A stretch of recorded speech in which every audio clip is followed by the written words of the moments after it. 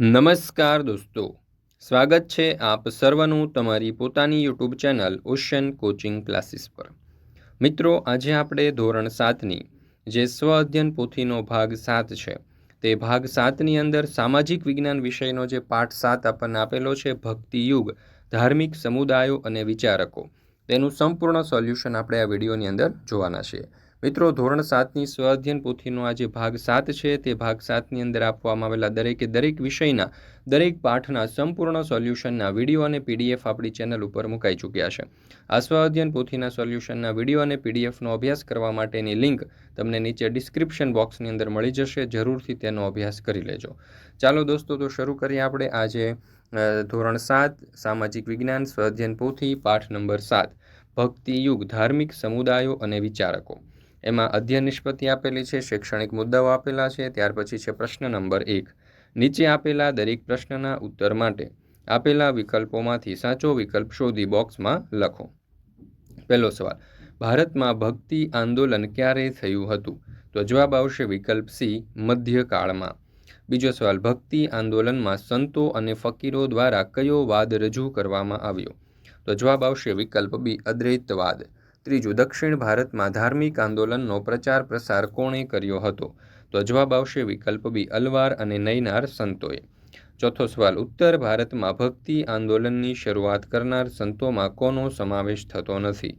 તો જવાબ આવશે વિકલ્પ બી, રામાનંદ। પાંચમો સવાલ, શીખ ધર્મનો પવિત્ર ધર્મગ્રંથ કયો છે? તો જવાબ આવશે ગુરુ ગ્રંથ સાહિબ।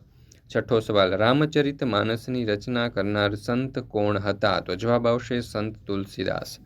સાતમો સવાલ, વૈષ્ણવ જનતો તેને કહીએ પદના રચયિતા કોણ હતા? તો જવાબ આવશે વિકલ્પ ડી, નરસિંહ મહેતા। આઠમો સવાલ, હિન્દી અને ગુજરાતી ભાષામાં પદ લખનાર ભક્ત કવિયત્રી કોણ હતા? તો જવાબ આવશે વિકલ્પ એ, મીરાબાઈ। નવમો સવાલ, સુહરાવર્દી પરંપરાની સ્થાપના કોણે કરી હતી? તો જવાબ આવશે વિકલ્પ સી, શિયાબુદ્દીન સુહરાવર્દી। મિત્રો, ધોરણ 3થી 8ની જે નવી સ્વ અધ્યયન પોથી છે તે નવી સ્વ અધ્યયન પોથીના દરેક પાઠના સંપૂર્ણ સોલ્યુશનના વિડીયો અને પીડીએફ આપણી ચેનલ ઉપર મુકાઈ ચૂક્યા છે। આ વિડીયો અને પીડીએફનો અભ્યાસ કરવા માટેની લિંક તમને નીચે ડિસ્ક્રિપ્શન બોક્સની અંદર મળી જશે, જરૂરથી તેનો અભ્યાસ કરી લેજો। અને આપણી જે એપ્લિકેશન છે ઓશન કોચિંગ ક્લાસીસ, તે એપ્લિકેશન ઉપરથી પણ તમને આ વિડીયો અને પીડીએફ જે છે તેનો અભ્યાસ કરી શકશો, તો જરૂરથી ડાઉનલોડ કરી લેજો। ત્યાર પછી છે પ્રશ્ન નંબર 2A, બંધ બેસતા જોડકા રચો। વિનય પત્રિકા, તો એમાં આવશે તુલસીદાસ। દાસબોધ, તો એમાં આવશે રામદાસ। ગુરુ ગ્રંથ સાહિબ, તો નાનક। બીજક, તો સંત કબીર। અને જ્ઞાનેશ્વરી, તો જ્ઞાનેશ્વર। ત્યાર પછી છે બી, મને ઓળખો। એમાં પહેલું, મેં બંગાળમાં કૃષ્ણ ભક્તિના પદો રચીને હરિબોલનો મંત્ર ગુંજતો કર્યો। તો જવાબ આવશે ચૈતન્ય મહાપ્રભુ। બીજું, મારા પદો અને પ્રભાતિયા ગુજરાતમાં ઘેર ઘેર લોકપ્રિય છે। તો જવાબ આવશે નરસિંહ મહેતા। ત્રીજું, મેં વ્રજમાં રહીને શ્રી કૃષ્ણના પદો રચ્યા હતા। તો જવાબ આવશે સંત સુરદાસ। ચોથું, મારા અભંગો મહારાષ્ટ્રમાં ખૂબ જ જાણીતા છે। તો તુકારામ। પાંચમું, વિંધ્યાચળના એકાંત સ્થાનોમાં હિન્દુ સંતો સાથે વર્ષો સુધી રહ્યો હતો। તો સૈયદ મુહમ્મદ છોસ। ત્યાર પછી છે પ્રશ્ન નંબર 3A, યોગ્ય શબ્દ વડે નીચેના વિધાનોની ખાલી જગ્યાઓ પૂરો। પહેલું, મધ્યકાળમાં ભક્તિ આંદોલનની સાથે ખાલી જગ્યા આંદોલન પણ થયું હતું। તો જવાબ આવશે સૂફી ચળવળ। બીજું, શંકરાચાર્યનો જન્મ ખાલી જગ્યા સ્થળે થયો હતો। તો કાલડી ગામે। ગુરુ નાનક ખાલી જગ્યા ધર્મના સ્થાપક હતા। તો શીખ। ચોથું, ગુજરાતી ભાષાના આદિકવિ ખાલી જગ્યા છે। તો નરસિંહ મહેતા। પાંચમું, મધ્યકાળમાં એકેશ્વર પરંપરામાં ખાલી જગ્યા સૌથી મહત્વપૂર્ણ સંત થઈ ગયા। તો કબીર। છઠ્ઠું, જયદેવ અને ચૈતન્ય મહાપ્રભુ જેવા સંતો ખાલી જગ્યા રાજ્યમાં થઈ ગયા હતા। તો બંગાળ। સાતમું, દક્ષિણ ભારતમાં ખાલી જગ્યા લોકપ્રિય ચિશ્તી સંત થઈ ગયા। તો મોઇનુદ્દીન ચિશ્તી। ત્યાર પછી છે પ્રશ્ન નંબર 4A, નીચેના પ્રશ્નોના ઉત્તર 1-2 વાક્યમાં લખો। પહેલો સવાલ, ભક્તિ આંદોલન અને સૂફી આંદોલન સાંસ્કૃતિક સમન્વય કરનાર હતો એમ કઈ રીતે કહી શકીએ? તો ભક્તિ આંદોલન અને સૂફી આંદોલન સાંસ્કૃતિક સમન્વય કરનારો હતો, કારણ કે ધર્મમાં ઉચ્ચ નીચના ભેદભાવો, માન્યતાઓ, અંધશ્રદ્ધાઓ, વિવિધ ધર્મના વાડાબંધીની અવગણના કરીને ભક્તિ માર્ગના દ્વાર બધા માટે ખોલ્યા હતા। બીજો સવાલ, અલવાર અને નૈનાર સંતોએ ભક્તિ આંદોલન દ્વારા કયા કયા સામાજિક સુધારાના પ્રયત્નો કર્યા? તો અલવાર અને નૈનાર સંતો ભક્તિ માર્ગના એકેશ્વરવાદમાં માનતા હતા। તેમણે તમામ ધર્મ અને સંપ્રદાયોની એકતા વધારવાનો પ્રયત્ન કર્યો હતો અને મૂર્તિપૂજા તેમજ ક્રિયાકાંડનો વિરોધ કર્યો હતો। ત્રીજો સવાલ, સંત તુલસીદાસે રામચરિત માનસ ગ્રંથ લોકભાષામાં શા માટે લખ્યો હતો? તો સંત તુલસીદાસે રામચરિતમાનસ ગ્રંથની રચના લોકભાષામાં કરી હતી, કારણ કે લોકો આ ગ્રંથને સરળતાથી વાંચી અને સમજી શકે તથા તેના ઉપદેશોને જીવનમાં સરળતાથી ઉતારી શકે. ચોથો સવાલ, સૂફી શબ્દ કોના ધાર્મિક વિચારોને વ્યક્ત કરે છે? તો સૂફી શબ્દ ઇસ્લામના ધાર્મિક વિચારોને વ્યક્ત કરે છે. તેનો મુખ્ય મત ઈશ્વર અને મનુષ્ય વચ્ચે પ્રેમનો સંબંધ સ્થાપિત કરવાનો છે. ભારતમાં સૂફી મત ફેલાવનાર મુખ્ય 4 પરંપરાઓ હતા: ચિશ્તી, સુહરાવર્દી, કાદરી અને નક્શબંધી. પાંચમું, ભક્તિ આંદોલન અને સૂફી આંદોલનની સમાજ ઉપર શું અસર થઈ? તો ભક્તિ અને સૂફી આંદોલનની મુખ્ય અસરો નીચે પ્રમાણે છે. ભક્તિ અને સૂફી આંદોલનના સંતો, આચાર્ય, વિચારકો, ચિશ્તી સંતોના ઉપદેશથી સમાજમાં પ્રવર્તતા બાહ્ય ડંબરો, ઊંચ નીચના ભેદભાવ, વહેમો, અંધશ્રદ્ધા તેમજ અનેક કુરિવાજો ઉપર ગાઢ અસર થઈ. તેથી સમાજમાં આ બાબતોનું પ્રમાણ ઘટ્યું. તમારી બુકની અંદર જેટલો જવાબ સમાય ત્યાં સુધીનો તમે લખી શકો છો. અહીંયા આપણે મોટો મુદ્દાસર જવાબ લખેલો છે. સામાન્ય લોકો પણ ધર્મનો સાચો અર્થ સમજવા લાગ્યા. ઈશ્વર બધાનો છે અને આપણે તેને ભક્તિ દ્વારા મેળવી શકીશું એવી દ્રઢ શ્રદ્ધા લોકોમાં પ્રસરી. જુદા જુદા ધર્મ વચ્ચેના ભેદભાવ ઓછા થયા. સંત કબીરના શિષ્યોમાં હિન્દુ મુસલમાનોનો સમાવેશ થતો હતો. સમાજમાં ઊંચ નીચના ભેદભાવ ઓછા થયા.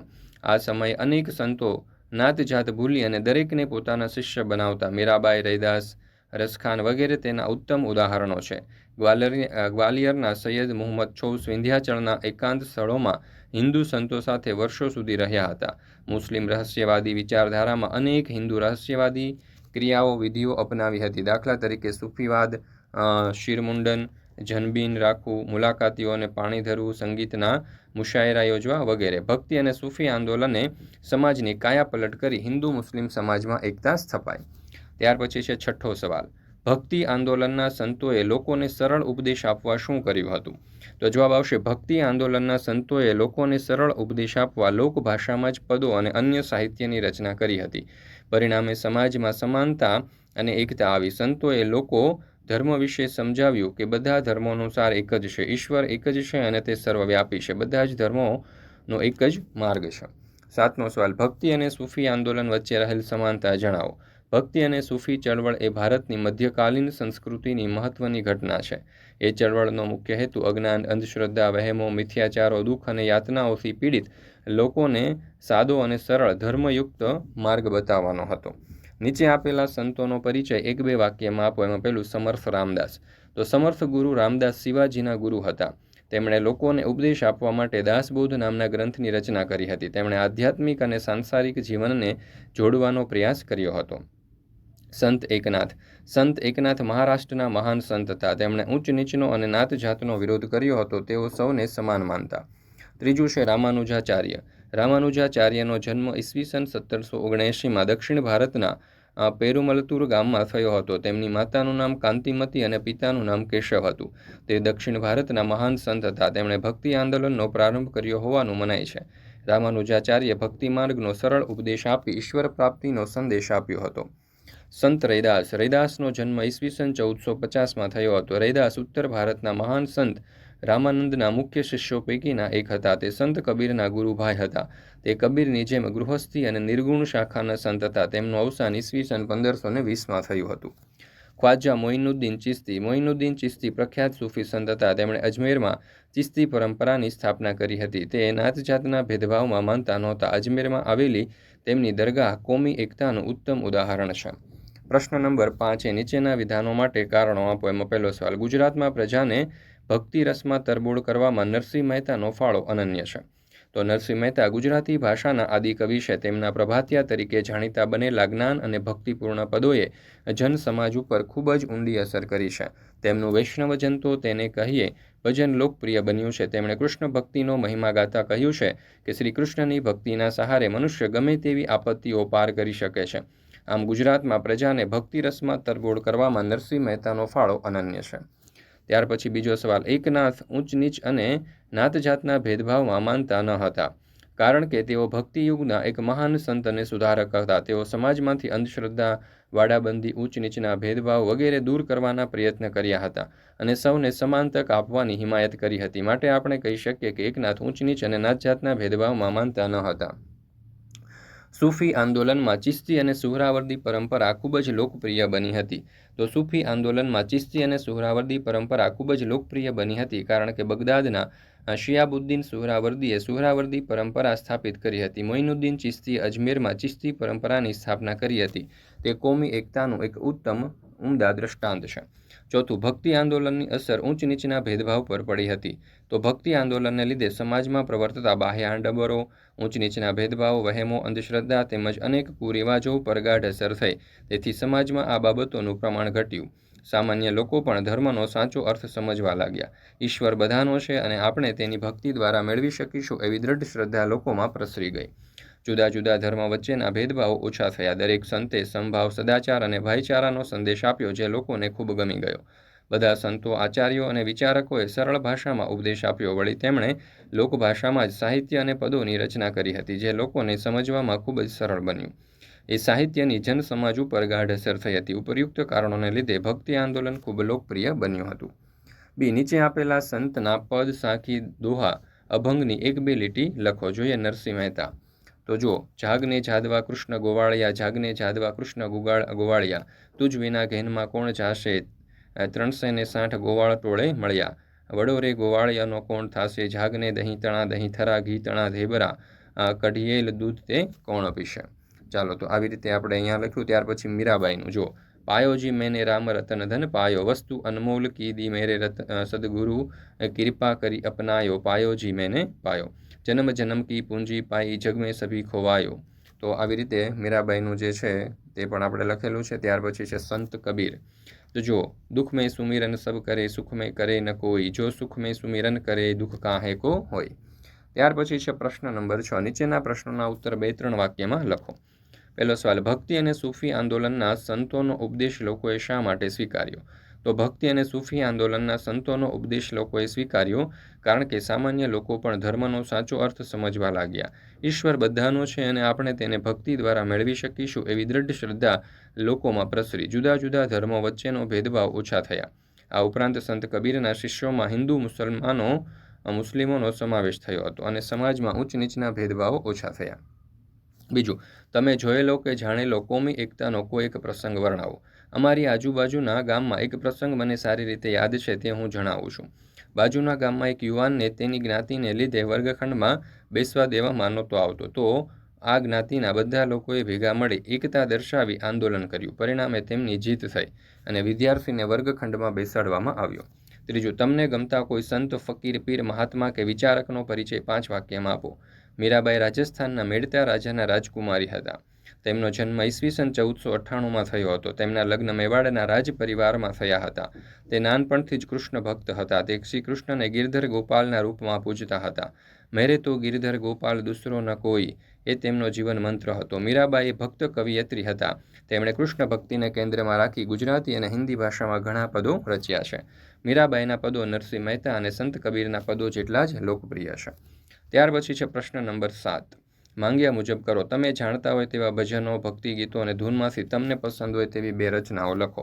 તો જો, કભી રામ બન કે કભી શ્યામ બન કે ચલે આના, પ્રભુજી ચલે આના, તુમ શ્યામ રૂપ મેં આના, રાધા સાથ લેકે મુરલી હાથ ચલે આના. એવી રીતે ગુરુજીના નામની હો માળા છે ડોકમાં, નારાયણ નામની હો માળા છે ડોકમાં, જૂઠું બોલાય નહીં, ખોટું લેવાય નહીં, અવળું ચલાય નહીં.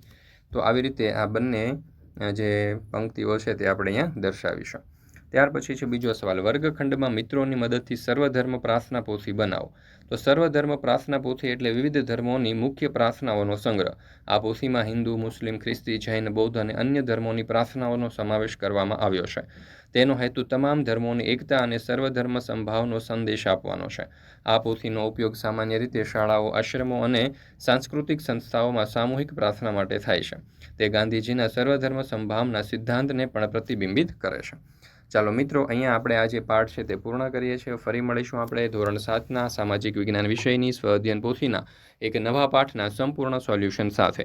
મિત્રો, આપણી આ ચેનલ ઉપર સ્વ અધ્યયન પોથીના દરેકે દરેક પાઠના સંપૂર્ણ સોલ્યુશનના વિડીયો અને પીડીએફ મુકાઈ ચૂક્યા છે. આ વિડીયો અને પીડીએફનો અભ્યાસ કરવા માટેની લિંક તમને નીચે ડિસ્ક્રિપ્શન બોક્સમાં મળી જશે. જરૂરથી તેનો અભ્યાસ કરી લેજો.